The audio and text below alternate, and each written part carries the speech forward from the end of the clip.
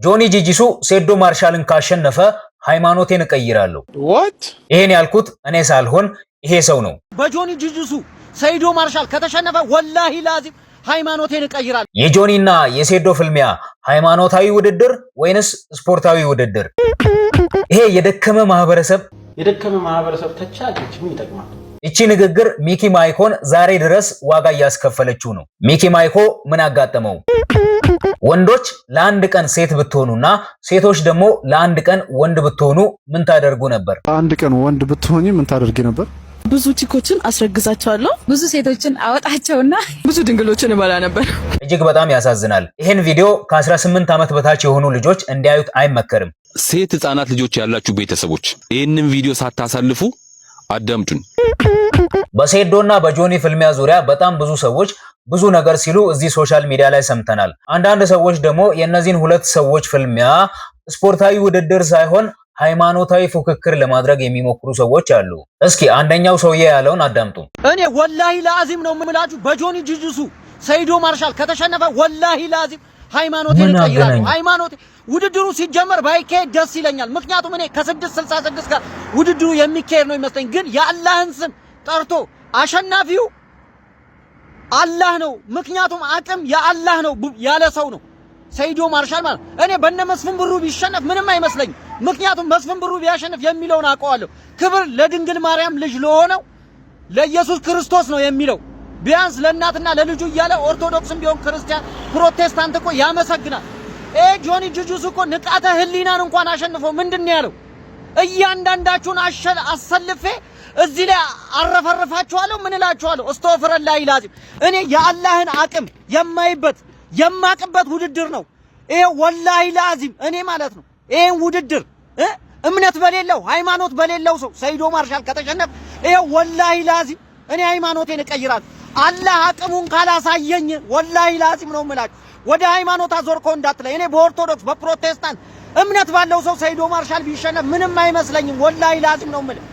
ሃይማኖት በሌለው ሰው ሴዶ ከተሸነፈ እኔ ሃይማኖቴን እቀይራለሁ። ሴዶ ማርሻል አርትንና ጆኒ ጂጂቱን ያገናኛቸው ስፖርትና ስፖርት ብቻ ነው። ታዲያ ጆኒ ጂጂቱ ሃይማኖት ኖረው አልኖረው እኛ ምን አገባን? ምክንያቱም እኛ ዋናው ትኩረታችን የነዚህን ሁለት ሰዎች ፍልሚያ ማየት ብቻ ነው። ስለዚህ ጆኒ ጂጂቱ ሃይማኖት ኖረው አልኖረው ለምን የህንድ ጣዖት አያመልክም? እኛ ስፖርቱ ላይ ብቻ ነው ትኩረት ማድረግ ያለብን ብዬ አስባለሁ። ነገር ግን የዚህን ልጅ ንግግር ፖዚቲቭሊ ስንወስድ ደግሞ ሴዶ ማርሻል አርት ቢያሸንፍ አላህን ያመሰግናል። ሌላም ተወዳዳሪ ክርስቲያን ተወዳዳሪ ቢመጣ እግዚአብሔርን ያመሰግናል፣ ድንግል ማርያምን ያመሰግናል። ጆኒ ጂጂቱ ግን በየትኛውም ሃይማኖት ፈጣሪውን ሲያመሰግን ሰምተን አናቅምና ይሄ ሰው ሃይማኖት የሌለው ሰው ነው። ሃይማኖት በሌለው ሰው ደግሞ ሴዶ ማርሻል አርትም ሆነ ሌላ ሰው ሊሸነፍ አይገባም የሚል መልእክት ነው ፖዚቲቭሊ ስንረዳው ማለት ነው። ነገር ግን ከሱ ንግግር ተነስተን ሴዶ ማርሻል አርት በጆኒ ከተሸነፈ ሃይማኖቴን ቀይራለሁ ብሏል። እሺ እንደው ጆኒ ጂጂቱ ሴዶን አሸነፈ እንበል። ይሄ ሰውዬ ሃይማኖቱን ወዴት ነው የሚቀይረው? ጆኒ ጂጂቱ ወደሚከተለው ሃይማኖት ነው የሚቀይረው እንዳንል ጆኒ ጂጂቱ ሃይማኖት የለውም እምነት አልባ ነው እያለ ነው። ስለዚህ ጆኒ ቢያሸንፍ ይሄ ሰው ሃይማኖቱን ወዴት ነው የሚቀይረው? እና አንዳንዴ እንደዚህ አይነት ስፖርታዊ ውድድሮችን ወደ ብሔርና ወደ ሃይማኖታዊ ነገር መቀየር አስፈላጊ ነው ብዬ አላስብም። ለብላው ከዚህ በፊት ሙስሊም ነበር ከሚሰራው ቪዲዮ ተነስቼ ደሃ መሆንን እንጂ ሙስሊም መሆንን አላውቅም ነው። ማንኛውም ውርርዱን እናስተካክለው፣ የወንድ ልጅ ውርርድ እናርገው። ሃይማኖትን ሳይሆን ኑሮን ቀይራለሁ ባልሳተፍ ይሻለኝ ነበር። ሴዶ የሚደበድበው እንሰት ይሻልሃል ካንተ። በሃይማኖት ትወራረዳለህ አንተ። ሴዶ ለቁርአን ውድድር አይደለም የሄደው። ሰዎች ክሪስማን ለምን ከህንድ አምጥታ አታመልክ? ምን አገባንኛ?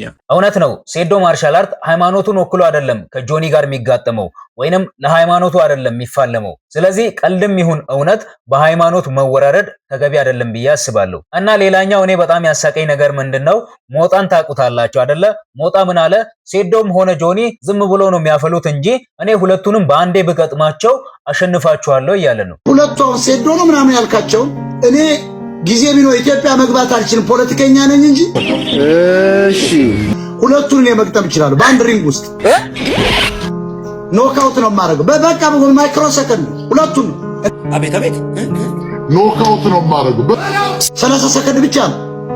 እኔ በአንድ ለአንድ አልገጥም። አጃብ እኮ ነው። ዶሮ አንድ አውራ ዶሮ አንገቱ ላይ ነው የምቆመው። እና ሞጣ ሁለቱን በአንዴ ቢገጥም የሚያሸንፍ ይመስላችኋል? የሴዶና የጆኒ ፍልሚያ እንደተጠበቀው ከባድ ፉክክር የሚታይበት ይመስላችኋል? ወይንስ እንደባለፈው እንደ ንቃተ ህሊናና እንደ ጆኒ ፍልሚያ በ3 ሰከንድ ውስጥ ብቻ የሚያልቅ ይመስላችኋል?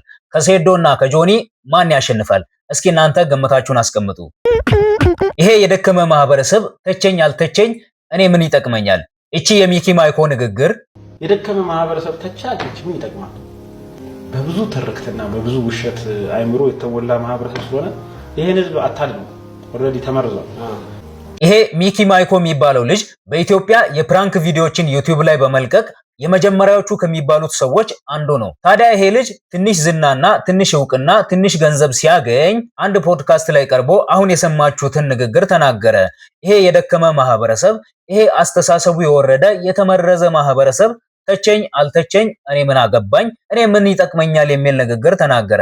ታዲያ ይሄ ንግግሩ በጣም በብዙ ሰዎች ቁጣን አስነስቶበት ይሄ ልጅ ለብዙ ጊዜ ከሚዲያ ጠፍቶ ነበረ። ታዲያ ይሄ ልጅ ከብዙ ጊዜ መጥፋት በኋላ ሰሞኑን የራሱ ፌስቡክ ገጽ ላይ መጥቶ በወቅቱ የተናገረው ነገር አግባብ እንዳልሆነ እንደገባውና እንደጸጸተው ገልጾ ህዝቡን ይቅርታ ጠይቋል። መግቢያና የህዝባዊ ይቅርታ መልእክት። እኔ ሚኪያስ ተክለማርያም አባተ ወይንም ሚኮ ማይኪ እድሜ 29 በዲጂታል ሚዲያው ዘርፍ ለበርካታ ዓመታት ህዝቤንና አድናቂዎችን የሚያዝናኑና የሚያስተምሩ ይዘቶችን ስሰራ መቆየቴ ይታወቃል። ነገር ግን በተለያዩ ጊዜያት በሶሻል ሚዲያ ላይ የተለቀቁ ህዝብን ወዳጆቼንና ቤተሰቦቼን ቅር ያሰኙ ወይንም የተሳሳተ መልእክት ያቀበሉ አነጋጋሪ ቪዲዮዎችና ድርጊቶች በከፍተኛ የስሜት ጫናና በወቅታዊ የኢነርጂ መወዛወዝ ጊዜ የተፈጸሙ እንጂ በፍጹም በክፋት ወይም ሰዎችን ለመጉዳት ታስበው የተደረጉ አለመሆናቸውን በይፋ ማስገንዘብ እፈልጋለሁ።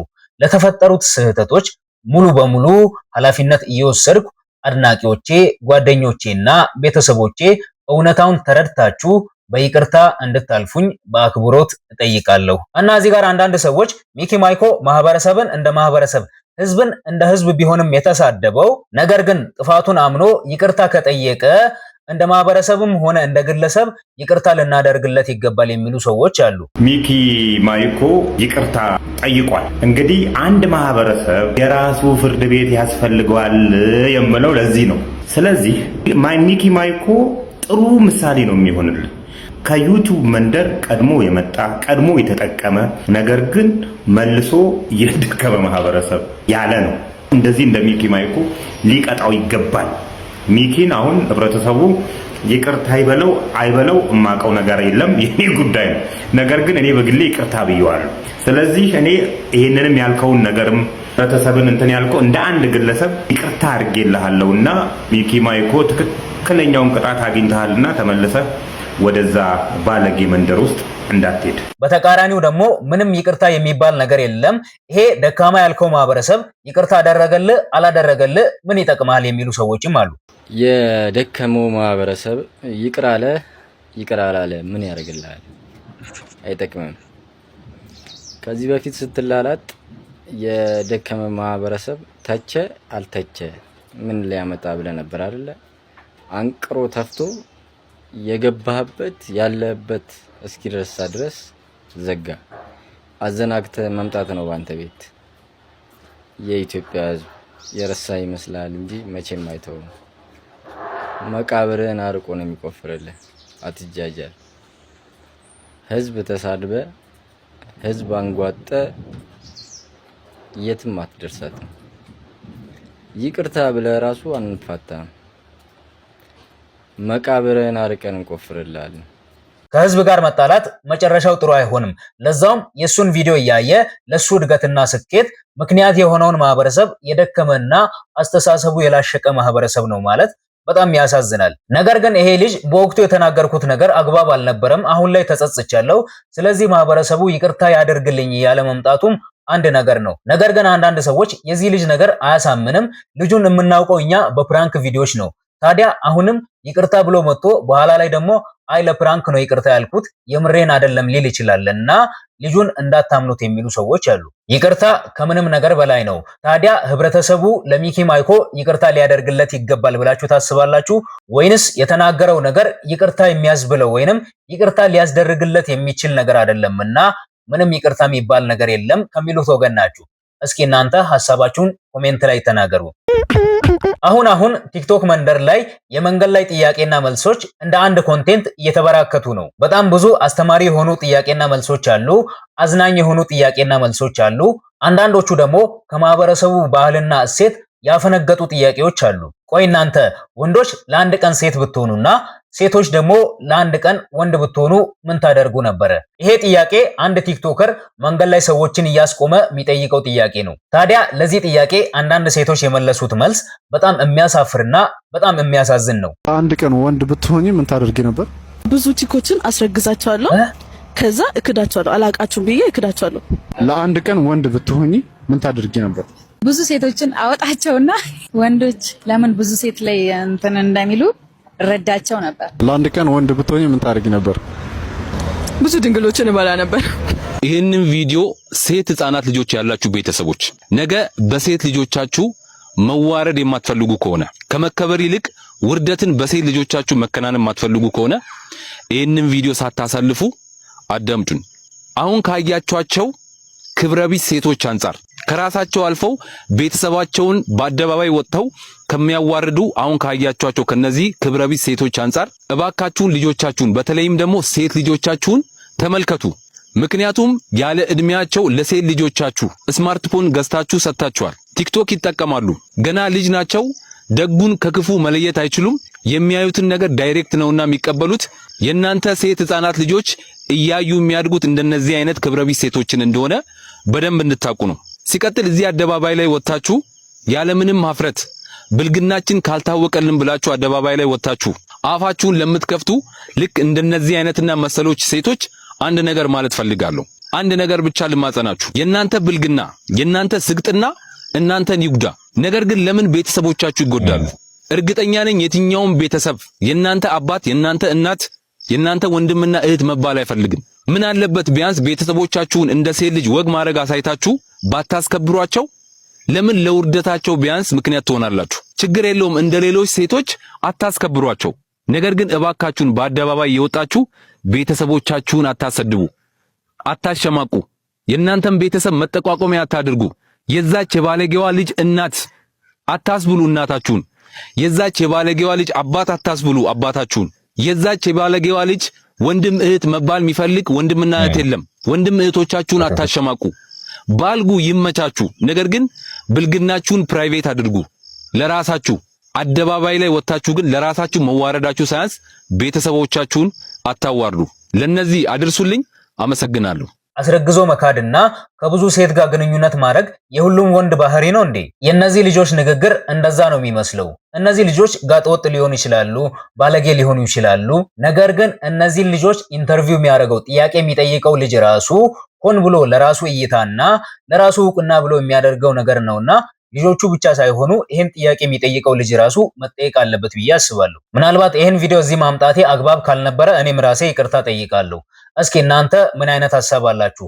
ሐሳባችሁን ኮሜንት ላይ ንገሩኝ።